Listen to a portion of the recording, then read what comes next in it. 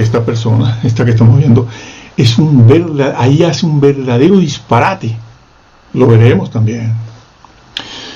En la epístola a los hebreos ha de tenerse en cuenta quiénes son los destinatarios para posicionarse sobre el sentido de los dos pasajes.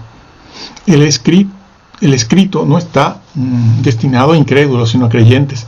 Él mismo lo dice ya va fijando su posición. Va a hablar, sale de Juan 15 para entrar en Hebreos 10 y Hebreos 6, claro.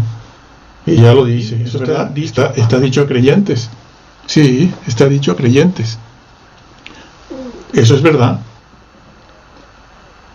Pero claro, después pasa a decir que no pasa nada. Que no están condenados. Vamos a ver si eso es verdad. Porque Hebreos 10, Hebreos 6, sí, es verdad, está escrito a creyentes, fue dirigido a creyentes. Pero dice que no se están condenando allí el apóstol Pablo. Yo creo que lo escribió Pablo el libro de Hebreos, porque eso era lo que... Bueno, sí.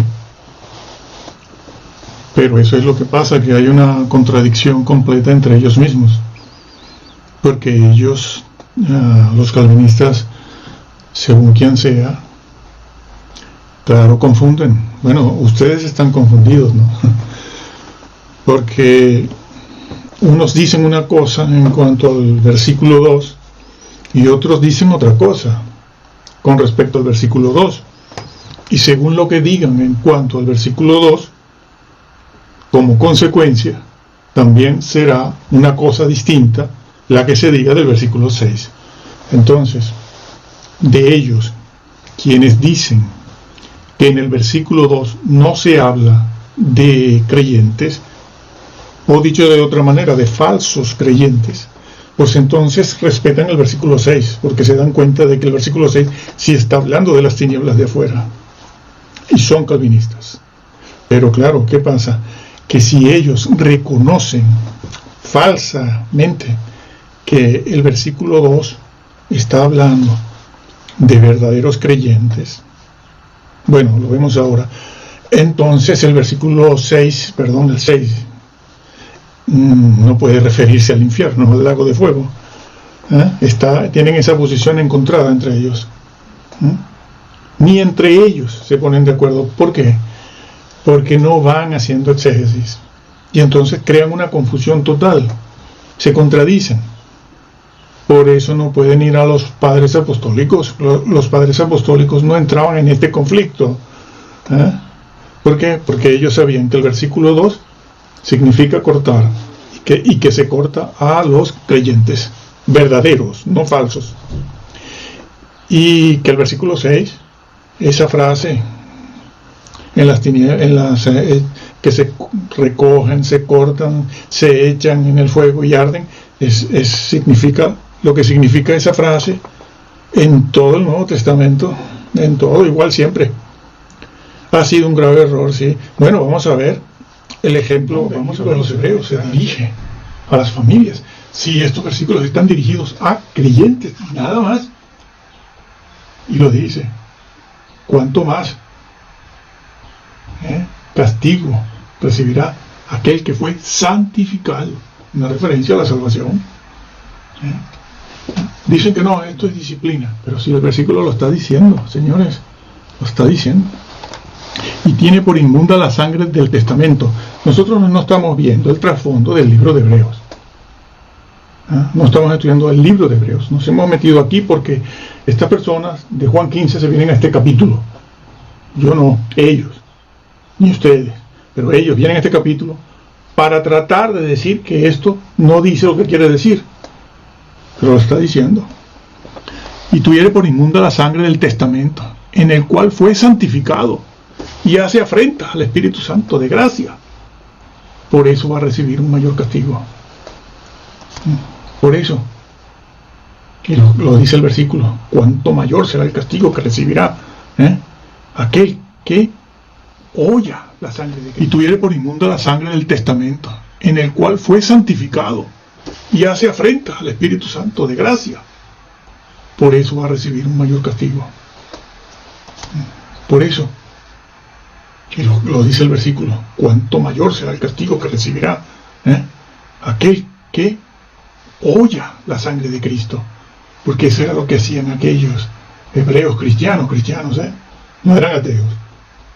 Porque claro, la masa calvinista intuye de manera natural que aquellos eran incrédulos, muy incrédulos, entonces no creen en Dios.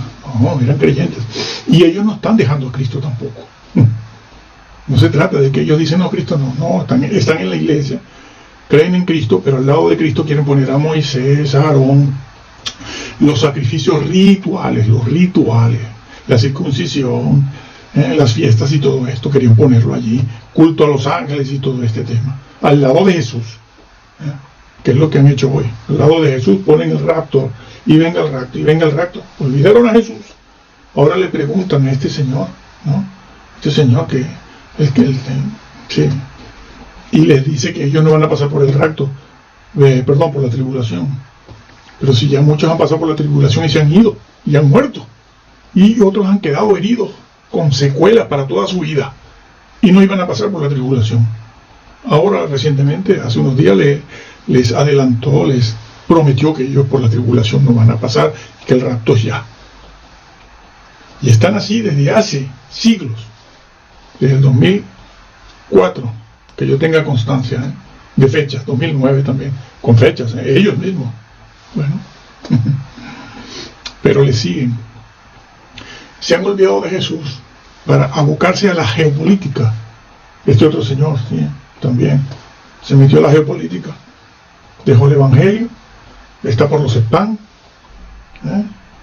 Su mujer lo ha denunciado públicamente. Bueno, porque eso es psicología. Esa es la buena psicología. Su mujer le ha sacado los trapitos sucios al aire, en 2 o 3 sitios de oportunidades, algo no visto en la historia. ¿Sí? Y a la gente le gusta eso. Bueno, claro, la apostasía tiene que ser así. Seguimos leyendo. Versículo 29.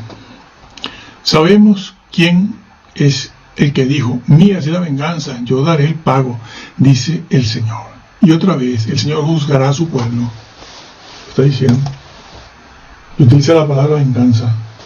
De disciplina, nada. Juicio, fuego, venganza. Él juzga a su pueblo. A su pueblo. Y lo condena. Es que esa palabra cortar, este hecho de cortar a personas creyentes de dentro, extraerlas de dentro, de dentro del pueblo y echarlas en el lago de fuego, es una doctrina, no es un versículo solo. No es eso de cortar, que han traducido por levantar, que está en el versículo 2, eso es una doctrina. No es simplemente ese versículo 2 de Juan 15 que lo dice. No, eso es una doctrina. Está en todas partes. Ya lo leeremos. Sigo leyendo. Bueno, el versículo 31 ya lo dice. Como consecuencia del 30, horrenda cosa caer en las manos del Dios vivo. No, eso es disciplina, tranquilo, no pasa nada. Dios mío, pero esa es una terminología usada para los paganos.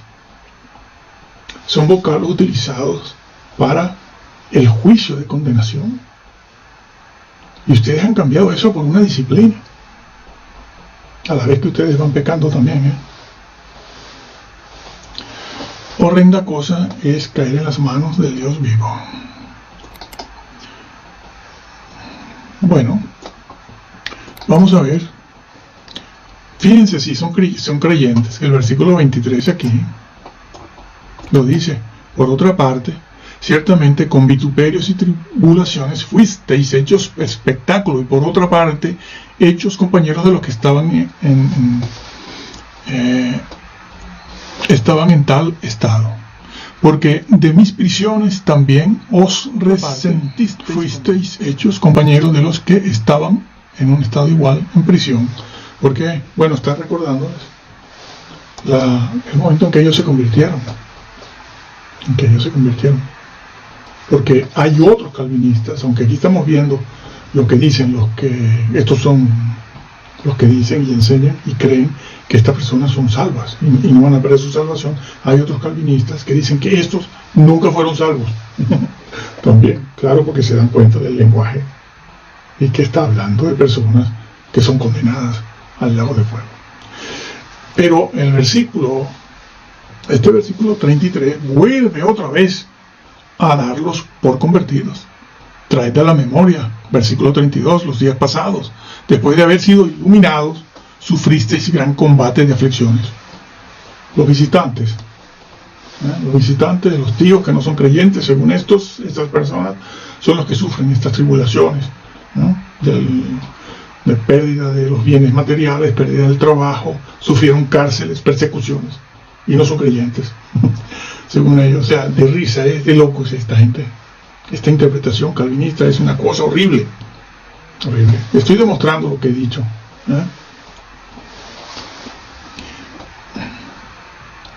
Seguimos.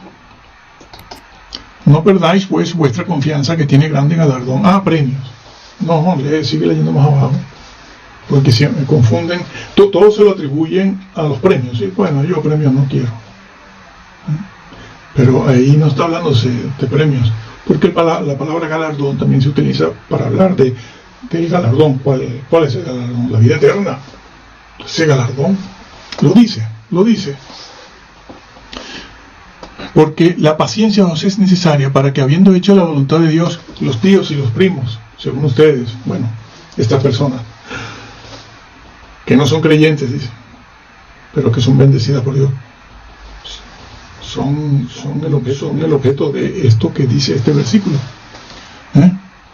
objeto del gran galardón, son esas personas, y se les pide a ellas que tengan paciencia porque han hecho la voluntad de Dios. Es que los incrédulos, los visitantes que no son creyentes,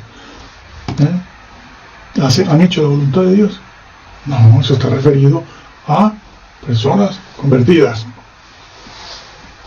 Porque aún un poquito, y el que ha de venir vendrá, y no tardará.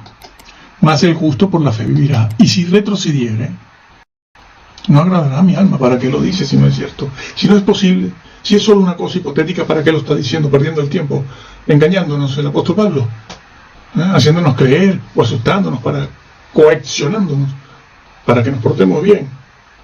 Dios, la Biblia no hace eso, que es real.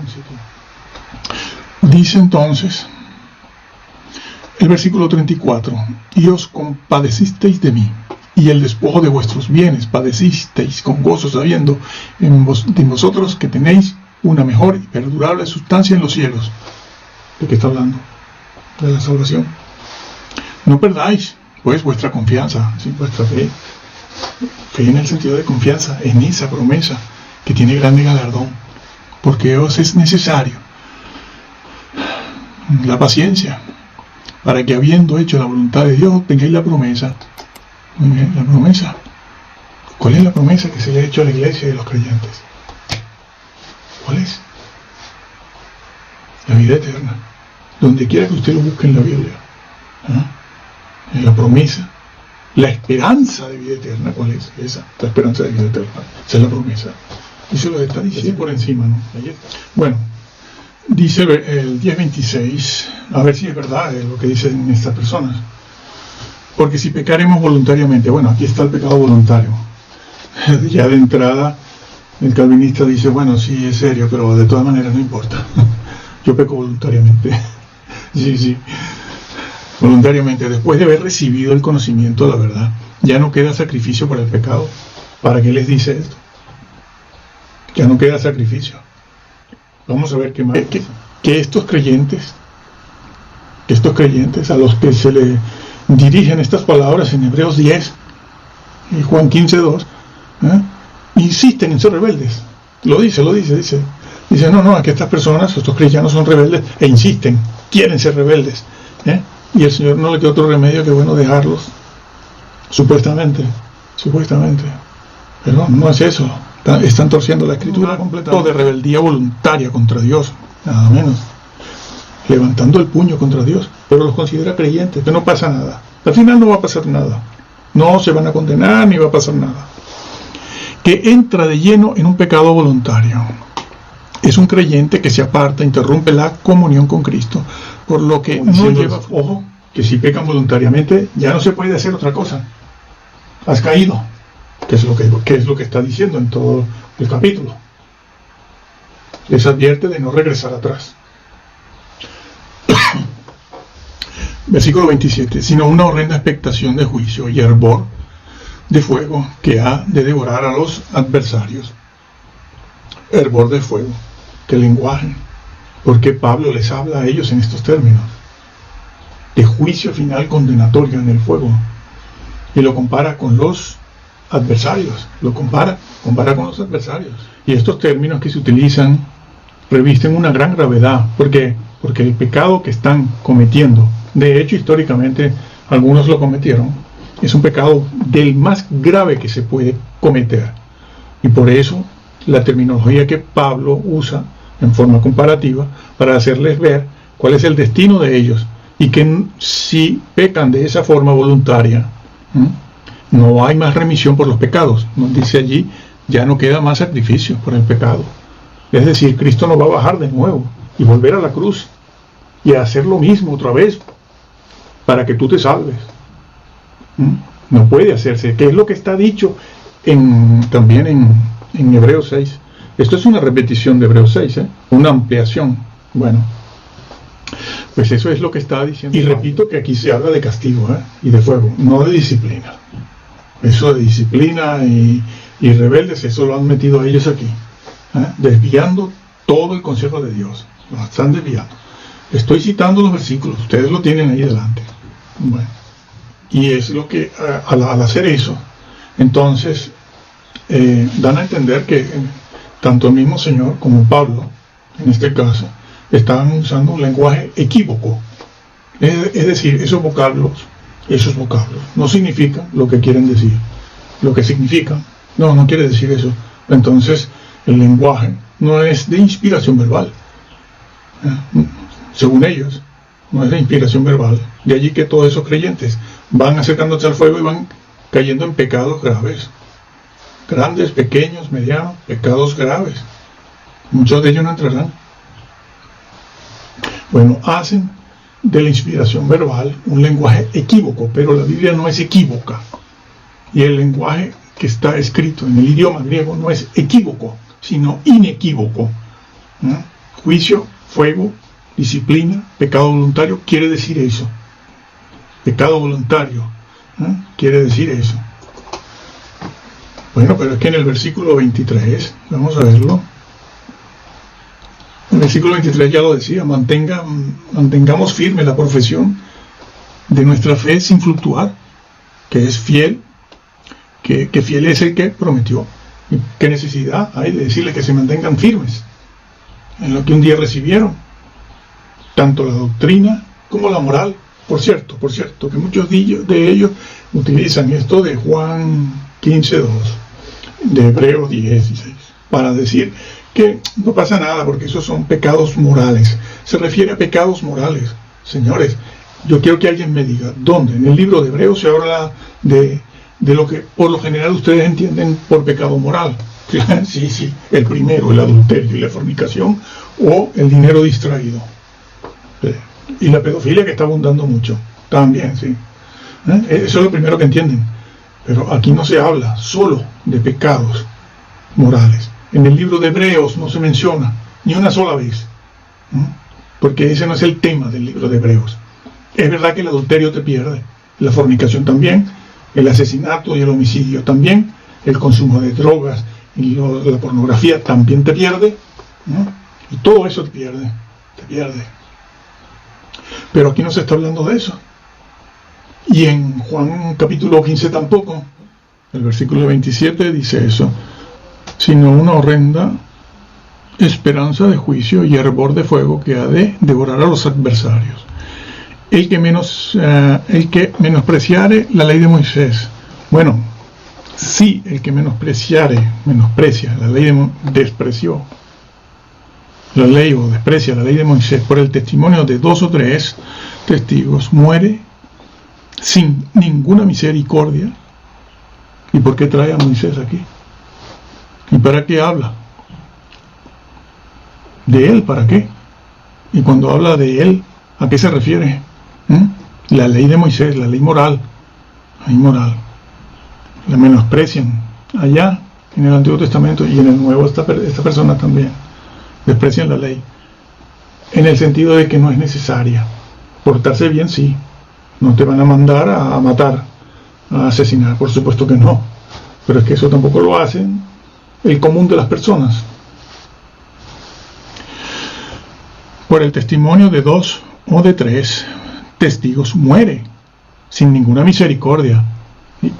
Y dicen que Dios es malo, No, muere sin ninguna misericordia, eso lo ha establecido Dios. ¿Cuánto pensáis, cuánto más dicen otras versiones, pensáis que será más digno de mayor castigo? Se los está diciendo a ellos. De mayor castigo, más digno de mayor castigo. Se los está diciendo a ellos. De mayor castigo. El hervor de fuego que ha de devorar a los adversarios. Y se los está detallando. Le pone otra comparación. Se va al Antiguo Testamento y habla de Moisés y su momento, su época, los suyos allí. Y dice que la iglesia va a recibir un castigo mayor que el de ellos. No les gusta. Por eso no pueden predicar la verdad. Porque saben, es un pecado del más grave que se puede cometer. Y por eso la terminología que Pablo usa en forma comparativa para hacerles ver cuál es el destino de ellos. Y que si pecan de esa forma voluntaria, no hay más remisión por los pecados. Nos dice allí, ya no queda más sacrificio por el pecado, por Dios. El apóstol Pablo está diciéndolo de manera clara. Y les hace ver a aquellos creyentes, la mayoría hebreos, sí, hebreos, no estamos viendo el trasfondo del libro de Hebreos, pero la mayoría de ellos que conocían la salvación en Cristo Jesús. Y Pablo les dice, les pone al lado del juicio que le espera, o les espera a los incrédulos. Horrenda cosa es caer en las manos del Dios vivo. Y horrenda cosa, sí, es caer en las manos del Dios vivo. Y Pablo les cita ese juicio. Les habla de ese juicio que Dios hará a los adversarios del Evangelio y de Dios. Horrenda cosa. Pablo les advierte del juicio que les puede caer a ellos, que es el mismo que le va a caer a los adversarios. Dice, no pasa nada. No se trata de nada malo, no se asusten. Lo dice aquí. Repito, es un creyente que se aparta simplemente, no pasa nada. Entonces, ¿para qué Pablo les pone el juicio que ha de devorar de manera horrenda a los adversarios? Si eso no es cierto. Si eso no es cierto. Señores, ¿qué han hecho? Han mutilado la moral de Dios, la esencia de Dios mismo, que es justicia. Que es justicia. Y entonces, sigo leyendo. Es un creyente que se aparta e interrumpe la comunión con Cristo, por lo que no lleva fruto. El versículo ese, 26, 27, 28, 29, donde se habla de un juicio, donde la sangre de Cristo es pisoteada, el Espíritu Santo es violentado, y todo eso dicho acerca de lo que le va a pasar a los adversarios en un juicio de condenación en el lago de fuego, donde Pablo está haciendo que aquellos hebreos dirijan su mirada hacia esos juicios. Este señor viene y dice, una observación imparcial. Usted no la hace, amigo. Usted no la hace, mi estimado, porque no está haciendo caso de ese juicio. No es una cosita. Permite definirse en esta posición, es decir, una advertencia nada más solemne para quienes están en Cristo, esto es, auténticos cristianos. ¿Cuánto pensáis que será más digno de mayor castigo el que hollare al Hijo de Dios? Se lo está diciendo, ustedes están hollando al Hijo de Dios. Y si lo dice, ¿para qué lo dice si no se le es dirigido a ellos? Está hablando del Señor Jesús. Hollare al Hijo de Dios. Vamos a ver qué más dice. Y tuviere por inmunda la sangre del testimonio, en la cual fue santificado e hiciera afrenta al Espíritu de gracia. Aquí hace, esto es para auténticos creyentes, lo dice, lo considera, esta persona considera. Claro, ustedes entran en un conflicto porque después ven a otros calvinistas que dicen que no eran verdaderos creyentes. Y claro, dicen, bueno, ¿en qué quedamos por fin? Claro. Por eso siempre les digo, lean la Biblia y créanla tal cual está, porque así se equivocarán menos, con la garantía de que van a serle fiel al Señor.